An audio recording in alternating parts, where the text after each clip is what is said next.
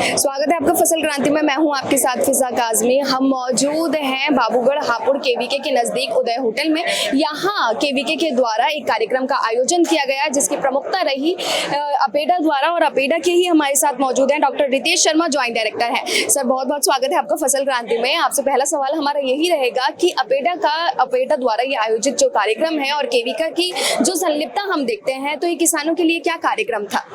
देखिए, आप जानते हैं हमारे देश में सबसे ज़्यादा विदेशी मुद्रा बासमती के निर्यात से आती है। बासमती हमारे लिए बहुत इम्पोर्टेंट है और ये पूरी दुनिया में एक चिन्हित क्षेत्र है क्योंकि ये एक जीआई प्रोडक्ट है। इसमें हमारे देश के 7 राज्य आते हैं जिसमें पंजाब, हरियाणा, पश्चिमी उत्तर प्रदेश जिसमें 30 जिले हैं, हिमाचल, उत्तराखंड, दिल्ली ये प्रमुख रूप से आते हैं, और जम्मू कश्मीर के 3 जिले हैं, जम्मू, कठुआ, सांबा। क्योंकि हम आज की तारीख में 4th नंबर की इकोनॉमी है वर्ल्ड की, और हमारा टारगेट है कि हम 3rd नंबर की इकोनॉमी बने। हिंदुस्तान एक कृषि प्रधान देश है।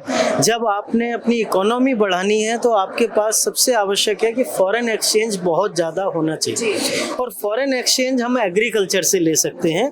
तो इसी के लिए किसानों को जागरूक करने के लिए कि हमने बासमती की खेती जो कर रहे हैं उसमें क्या पेस्टिसाइड डालें, कैसे डालें, कब नहीं डालने हैं, यानी कि हम ऐसी बासमती उत्पादन करें जिसको दुनिया के कोने में जहां भी भेजें उसके ऊपर कोई क्वेश्चन मार्क ना आए, कोई उंगली ना उठा सके।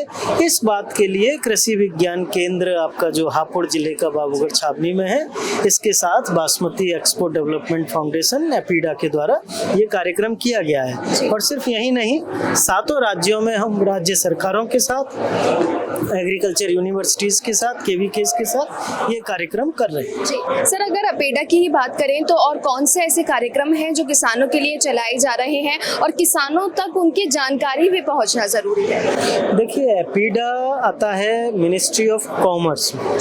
एपीडा का काम है जो किसान मेहनत करके उत्पाद तैयार करते हैं उनको हमारे देश के जो इंडस्ट्रियलिस्ट हैं, जो प्रोसेसर्स हैं, जो स्टार्टअप्स हैं, उनको प्रोसेसिंग करके और बहुत सारे प्रोडक्ट के रूप में दुनिया को भेजना है। हमें फॉरेन एक्सचेंज लेना है।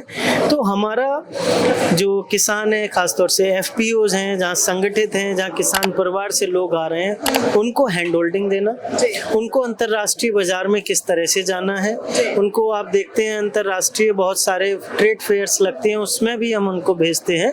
ये सारे कार्य जिससे कि हमारा व्यापार बढ़े, कृषि का क्षेत्र आगे आए और दुनिया में ज़्यादा से ज़्यादा हम अपने उत्पादों को निर्यात कर सकें, उसके ऊपर लगातार कार्य करता रहता है। जी, बहुत बहुत शुक्रिया हमें जानकारी देने के लिए। कृषि से संबंधित और भी जानकारियां आप तक पहुंचाते रहेंगे। आप जुड़े रहिए फसल क्रांति के साथ।